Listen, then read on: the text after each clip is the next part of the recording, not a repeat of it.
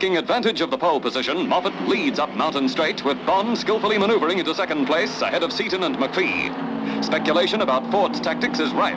There are those who feel Moffat will attempt to break up the field, especially as he's backed up by McPhee and Seaton. But the majority are convinced he'll drive only as fast as the dictates of the race demand.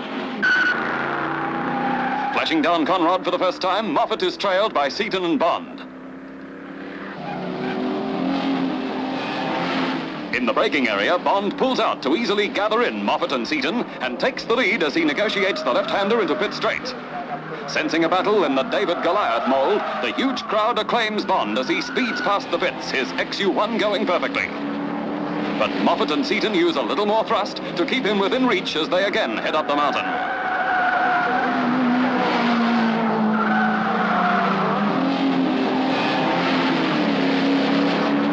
After 5 laps, Moffat regains the overall lead.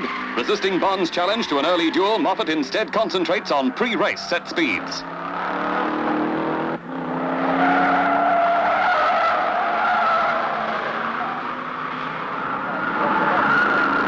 Maintaining the form that took him to success in the Tasman Series at Warwick Farm and the Sandown 3-hour race prior to Bathurst, Moffat's control and handling is giving him scope to virtually dominate the 500. Even at such an early stage, it seems only bad luck could rob him of victory, especially as it's now obvious McPhee is splendidly playing the role of backup driver.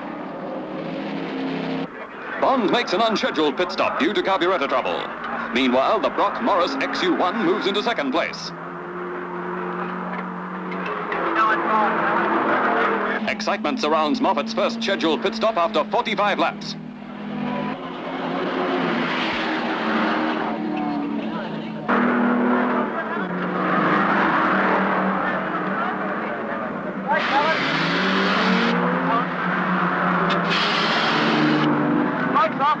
As new tyres are being fitted on the GTHO and fuel replenished by a well-drilled pit crew, Des West's 4-barrel pacer flashes past to take over the lead.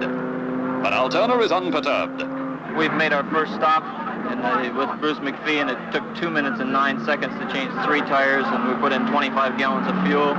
We've got Moffat fueled up again with 4 tires and 25 gallons, and they're both out now. And we'll just have to see how it goes.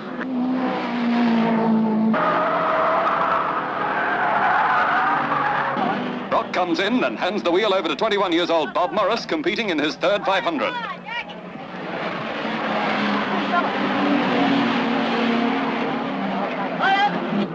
The West Brown Valiant pits for a scheduled stop and loses the lead.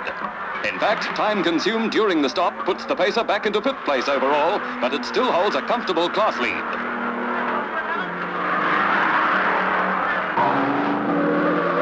Bond makes up lost time, improving several places to be in the first 10, but is again forced into the pits, this time with valve trouble.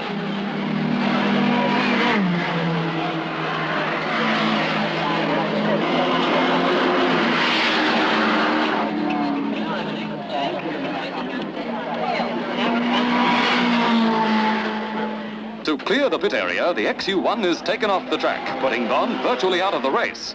McPhee is now second, with West a lap behind in 4th place.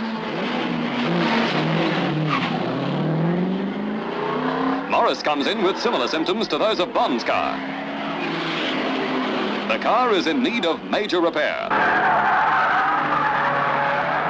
The Christine Cole Sandra Bennett car has a troublesome front tire, but it's not serious enough to put them out of the running for the ladies' trophy.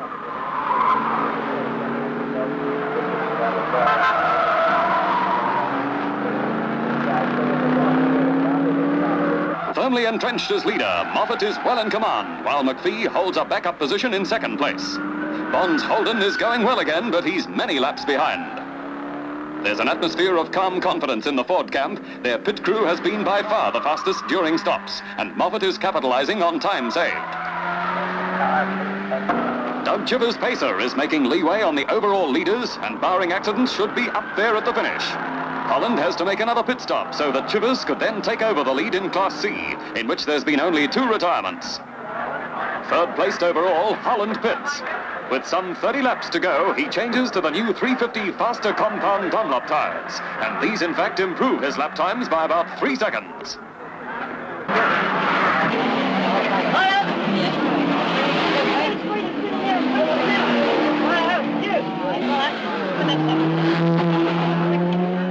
Moffat has more than a lap advantage over Holland, so the XU1 faces an impossible task. Tapsell and Leighton still lead Class A. Roberts is improving his position and is in the same lap as the leader. The unruffled Moffat still restrains his mount, his fastest lap 2:55, being more than 5 seconds slower than his qualifying figures. The slow-motion camera dramatically illustrates the skillful handling of the semi-flying cars through the S's.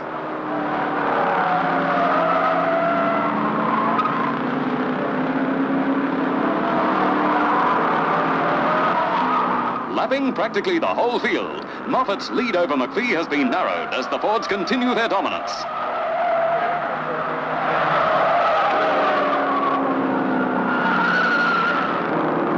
Leader at one stage during the morning, West is now 9th overall.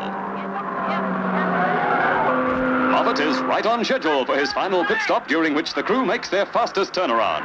They've taken no longer than 2 minutes 45 on any stop, but this one, with fuel and 4 tires, is only 2 minutes 9 seconds.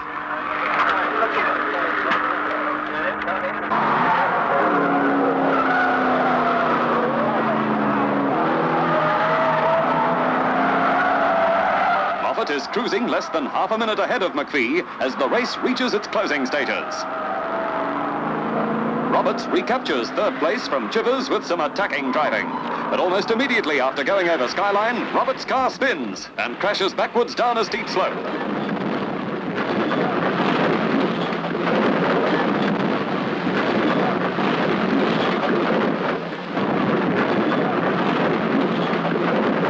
Officials and spectators rush down to render assistance, but although the car is a write-off, fortunately Roberts is only dazed.